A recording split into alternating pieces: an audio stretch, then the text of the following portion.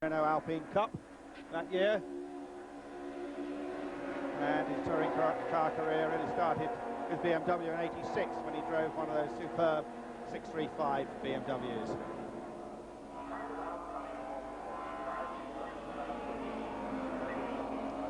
But still, it's the BMW in front, the two Nissans giving fine chase behind.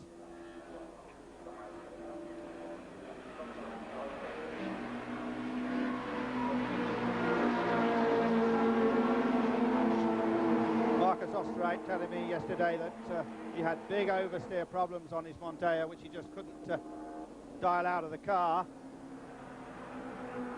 He really was spectacular, the former truck racer, because he knew how to hang the tail out having raced trucks. Pirot just in the middle of our picture there, and out of it now. Emanuele Pirot in a brand new car for this weekend's race, running with a sequential gearbox.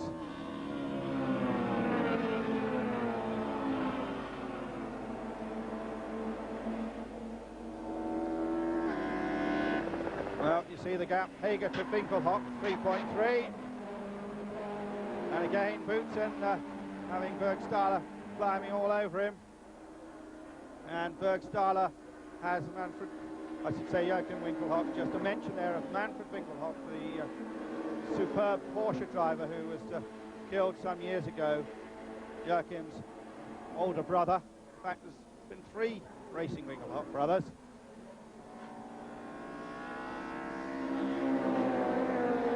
Eight laps completed. This is the 9th. There is Boutsen holding up the two BMWs, and I think I saw Winkelhock in front of Bergstaller then. Have to check that out. And Van Capelli just really holding station, hasn't had a major attempt at getting by Alfred Hager. Michael Bartel's hanging on extremely well. And then Johnny Cecotto, the only non-Audi winner so far this season in this new series, in its first year. Series sponsored by the German Telecom's mobile phone division. So Alfred Hager from pole position has led throughout the 9 laps we've had so far, coming under enormous pressure here from Nissan. And the two Nissans so close together. Michael Bartel's just thinking about trying to get past his illustrious teammate. There he goes to the inside. They are side by side. Michael Bartels with the red stripes on his car takes 2nd place. Bartels now leads Capelli, and can Bartels do anything about Alfred Hager? Well, that manoeuvre has allowed Hager to pull out to something in the region of 4 car lengths. It's as little as that, really. Hager, Bartels, Capelli, Cecotto, Pirot.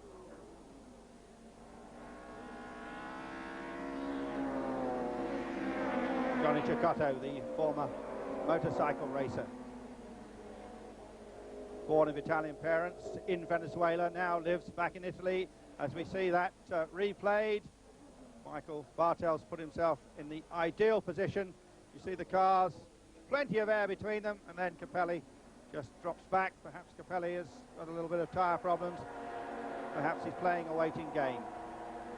Thierry Boutsen still in 6th place in front of Bergstaller and Winkelhock. And still these 7 cars at the front of this race, very close together indeed. Capelli still with the fastest lap recorded on the 3rd tour at 1:56.86. About a second slower, just over a second slower than the pole position time. There is Johnny Cecotto. Thierry Boutsen, the other blue car there, the Mondeo. As I said before, Cecotto looking to find a way past Capelli. Now he's going for the outside, and can Capelli have an answer for that? Yes, Capelli does. Keeps Cecotto back. So Nissan still second and third. They've switched over between the pair of them, but still the Nissan's second and third, the best showing of the Japanese manufacturer so far in the series, with these Janspeed built cars, which are run by Brixia Motorsport, Scuderia Italia, who of course have been racing in Formula One until this season, when they were basically taken over by Minardi. An interview there with the competition chief of Nissan in Europe, that's Hans Chan, who has raced Nissans himself in the past, but he'll be delighted with this performance.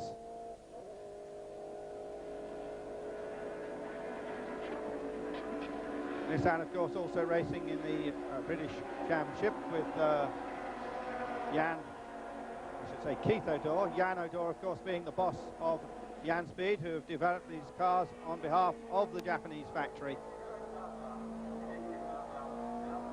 Nissan, of course, for many years have been very strong in rallying. They've switched most of their attention now to racing, and particularly this 2-litre touring car cup, and indeed other versions of it around the continent of Europe. There is Emanuele Pirro with the Audi, still keeping touch. Emanuele Pirro currently lying in second place in the championship, and these points could be valuable later in the series, with Frank Biela right down in 10th place and only scheduled to get just a single point.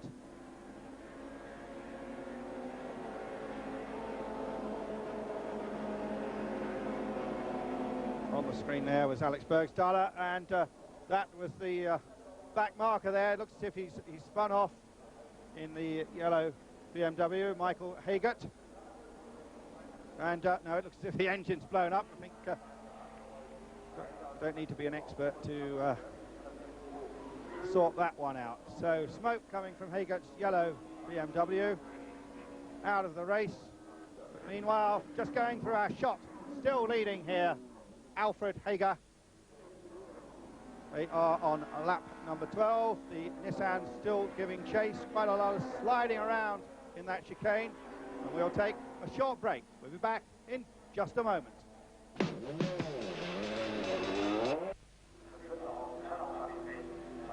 Welcome back with the news that there has been no change at the front. Alfred Hager is still leading, is still coming under a lot of pressure from the Nissans, while Thierry Boutsen, just in our picture now, is coming under pressure from Joachim Winkelhock and Alex Bergstaller in the two BMWs. Bergstaller with the blue mirrors there, in fact, lying in 7th place. Winkelhock is 8th, and the second of the Mondeos, Marcus Osterreichring, with that big oversteer problem, currently in 9th position. At the front, however, still Alfred Hager. Last time past the start-finish line, he had opened up the gap to just over 1 second. Hager lapping at 1:57.74, as very nearly had a change there between Bergstaller and Winkelhock. So Smoking Joe, when we spoke to him yesterday, confident of a very good result. He definitely won't be happy lying there in 8th position. And Frank Biela, another man, will be particularly unhappy with 10th place, although he still leads the championship and is likely to do so after this round. His lead will definitely be eroded. How much closer can you get to Thierry Boutsen than that? Boutsen.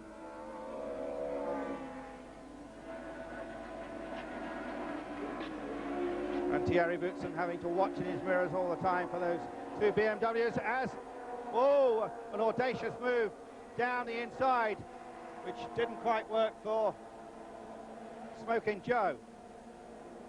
Smoking Joe still trying to get past the youngster Bergstaller.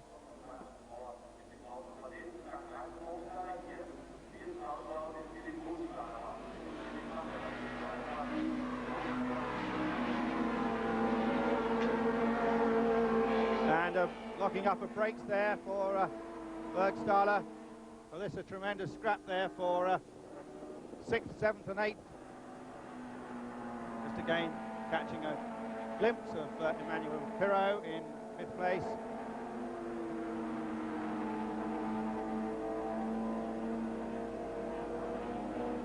And looks as if another challenge just as we cut away from it there.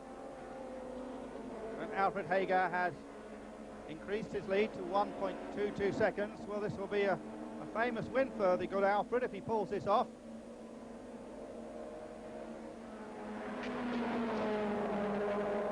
Well, Bergstaller just looking down the outside of Thierry Boutsen, but Boutsen knows a thing or two with something in the region of 20 years of racing behind him.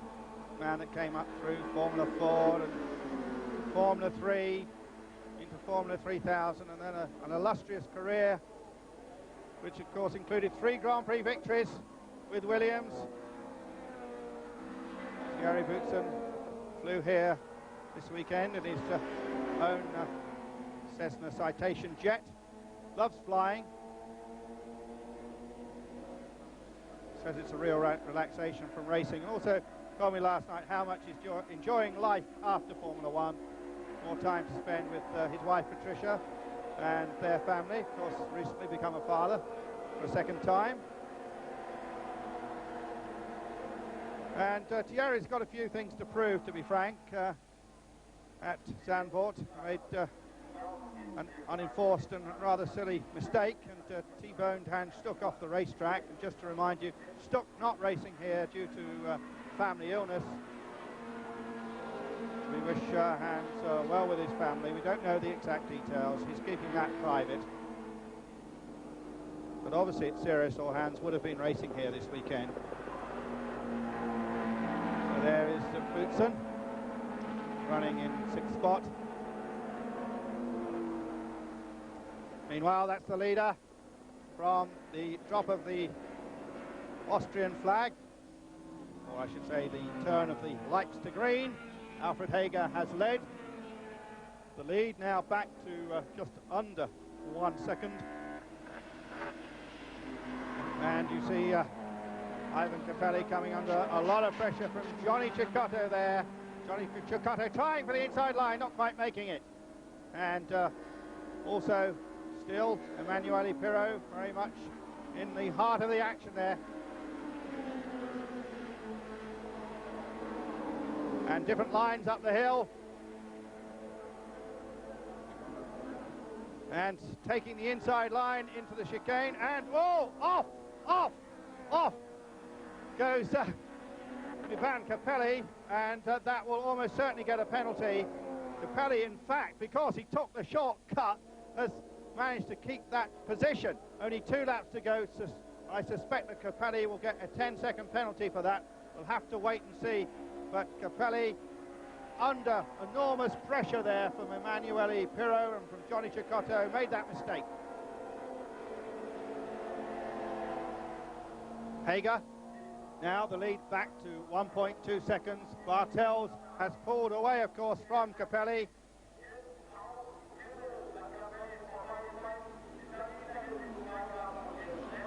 And now Capelli has dropped behind his 2 pursuers.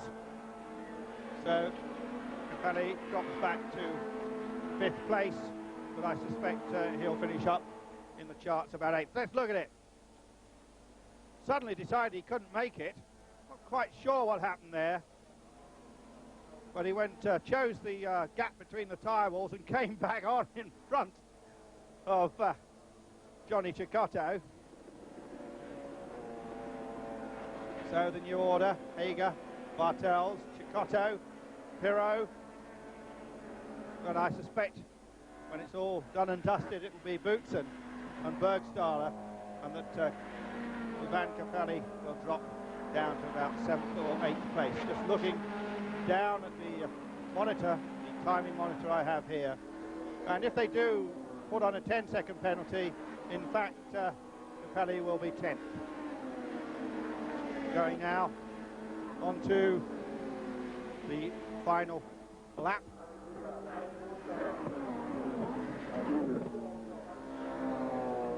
And it has to be said that Alfred Hager has driven a copybook race. Hager has now increased his lead. You don't see him on the screen anymore. That's because the lead is now 2.2 seconds. So Alfred Hager looking really good. Final lap of the majestic Osterreichring, and there's a problem, and that's Dieter Quester. Dieter Quester either with a puncture or a rear suspension failure. Puncture, I suspect. Dieter Quester, who is running in 14th place now, out of the wrecking, but enjoying racing a BMW again. Last week he was at Silverstone racing a historic BMW in the FIA Historic Touring Car Cup. This weekend in a modern BMW, Dieter Quester, who's given some 10 years of his life to BMW, now over 50. But let's talk about the man who looks as if he's going to take this race to win his first round of the Touring Car Cup, but the second victory for a BMW in the series to make it Audi 3, BMW 2. The number 11 car, the Wiener-back car of Alfred Hager, and he'll be absolutely delighted with this. Alfred, a man who's overcome quite a bad stutter to give some very good interviews these days.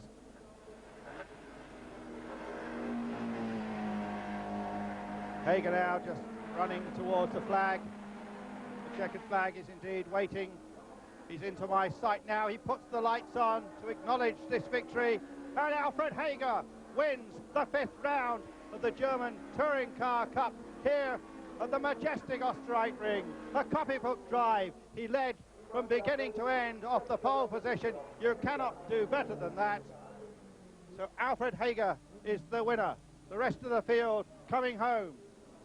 Michael Bartels takes second place. Johnny Cecotto is third for BMW. We'll have to wait and see what the stewards decide about Capelli, but definitely fourth is Emanuele Pirro for Audi. The championship leader, Frank Bieler, looks as if he's going to finish actually down in 10th place for just 1 point. Just go through the positions again. Hager, the winner from Bartels, Cecotto, Pirro, Capelli, currently shown in 5th spot. I think he'll be demoted. That would put Manfred, I should said it again, my apologies, Joachim Winkelhock into 5th place. Alex Bergstaller to 6th, Thierry Boutsen 7th, Marcus Osterreich into 8th, Frank Bieler into 9th. There the championship standings. Frank Bieler still leading, just got that 1 point here today. He's up to 76. Emanuele Pirro moved up to 64. Johnny Cecotto in 3rd place with 47. Alfred Hager, after that fine win, moves up to 4th spot overall with 41. And Hans-Joachim Stuck, not racing today, still in 5th place with 29 points. From there, the remaining positions, Osterreich lying now in 6th place in the championship. Bartels 7th. He's moved up a lot after an excellent day for Nissan here at the Zeltweg circuit. As we